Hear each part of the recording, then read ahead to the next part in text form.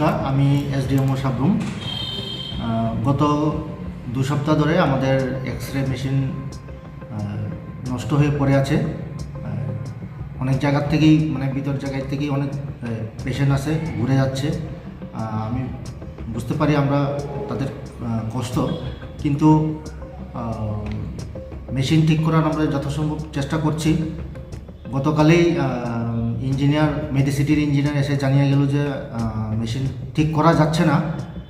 যে আসল main X-ray company, ওদের সঙ্গে ওরা কন্ট্যাক্ট করে তারপরে মেশিন ঠিক হবে। তো আগামী কয়েকদিনের জন্য সবাই কষ্ট করতে হবে।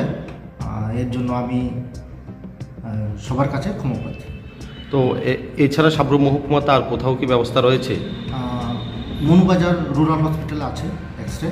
আমরা অনেকেই বলে দিয়েছি যে এখানে না হলে ওখানে মনুবাজারে গিয়ে করে দিচ্ছি। কবে নাগাদ ঠিক হতে পারে সেটা? আগামী ধরুন 1 সপ্তাহের মধ্যে ঠিক হয়ে যাবে।